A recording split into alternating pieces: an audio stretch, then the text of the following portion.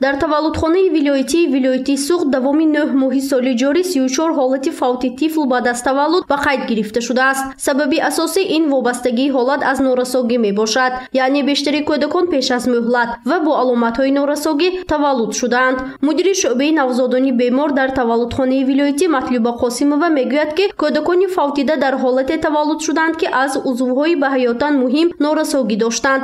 ин яке аз омили асосии фавти кӯдак баъди таваллуд мебошад. Сабаби дигари фавти навзодон бошад сироятёбӣ арзёбӣ карда мешавад. сироятёбӣ асосан аз сирояти дохили батнӣ, яъне ки аз бемории модарон ба монанди пеш аз муҳлат рафтани опои назди тифлӣ, бемориҳои экстрагениталии пиренефрит, бемориҳои гурда, бемориҳои ҷигар, бемориҳои рӯда, ки боиси сироятёбии кӯдакон дар дохили батн мешавад ва баъди таваллуд реализатсияи онҳо бо як миқдори вақт дар кӯдакон ба амал меояд ва сабаби фавт шуда метавонад. инчунин сабаби фавт аз он ҷумла нуқсонҳои модарзодӣ. ҳамин занҳо бояд ки дар вақти ҳомиладорӣ скрининги 3 маротиба скрининг гузаронашон дар кор. мақсади асосии скрининг пешгирии нуқсонҳое ки ба ҳаёт номутобиқ. новобаста ба ин ба мо ҳолатҳое вомехӯранд ки кӯдакон то моҳи 9 моҳа пурра ҳомиладориро гузаронда баъди вай таваллуд бо ҳолати нуқсон мешавад, ба монанди нуқсонҳои чӯраи диафрагмалӣ, нуқсонҳои микроцефалии дараҷаи вазбин, нуқсонҳои модарзодии дир намуди кабуд, ки инҳо бевосита ба муолиҷа мутобиқ нестанд.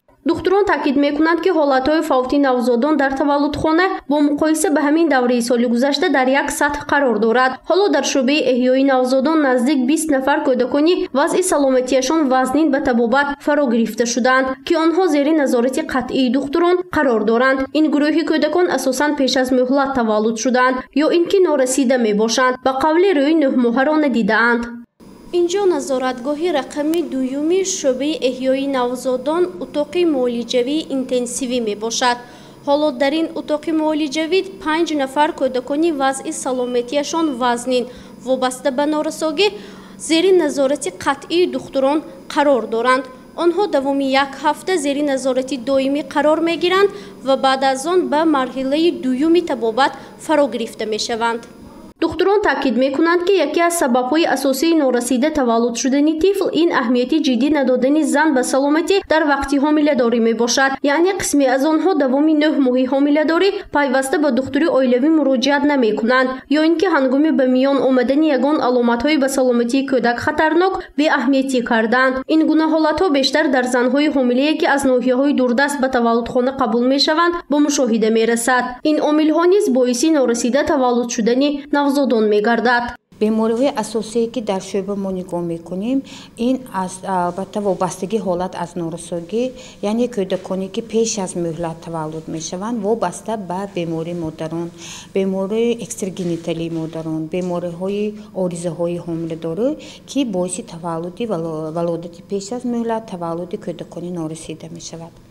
аз он ҷумла боз кӯдаконе ки таваллуд мешаванд аз модароне ки бемориҳои экстрагениталӣ ба монанди бемориҳои ғадуд, бемориҳои дил, бемориҳои гурда ва ҷигар мебошанд, онҳо низ дар ҳамин шӯъба нигоҳубин карда мешаванд. давоми 9 моҳаи соли ҷорӣ дар таваллудхонаи вилоятӣ як ҳолати фавти модар баъд аз таваллуд низ ба қайд гирифта шудааст. зан сокини яке аз ноҳияҳои дурдасти вилоят буда, бино ба гуфтии духтурон дар ҳолати вазнин ба таваллудхона қабул шуда буд. муовини сартабиб оид ба корҳои табобатии таваллудхонаи вилоятӣ Дилором Дадобоева мегӯяд, ки ҳолати фавти модар баъд аз таваллуд дар муқоиса ба ҳамин давраи соли гузашта кам мебошад, зеро дар 9 моҳаи аввали соли гузаштаи 2021 2 ҳолати фавти модар баъд аз таваллуд ба қайд гирифта шуда буд. вазифаи мо ин паст кардани фавти модару кӯдак мебошад, лекин новобаста аз он ки ҳамин ҳама чораҳо дида мешавад ва занҳои бисёр диққат ҷалбкунандаи тамоми вилоят ба таваллудхона ворид мешаванд бо ҳар хел бемориҳо, бо ҳар хел оризаҳои момоӣ. новобаста аз он ҳамин дар давоми сол ё ки дар давоми ҳамин ваҳо фаъолият албатта баъзе мутаассифона фавти модар дида мешавад. дар умум давоми 9 моҳи соли ҷорӣ дар таваллудхонаи вилоятӣ 4540 тифл ба қайд гирифта шудааст. Ин рақам дар муқоиса ба ҳамин давраи соли гузашта 483 таваллуд зиёд мебошад. аз теъдоди умумии валодатӣ ба қайд гирифта шуда бошад 3670 ҳолатро таваллуди табиӣ ва 870 ҳолати дигарро таваллуд тариқи буриши қайсарӣ ташкил медиҳад. гузориши Фарзона Шамсиева, Насим Раҳимов барои барномаи иттилоотии Хабар.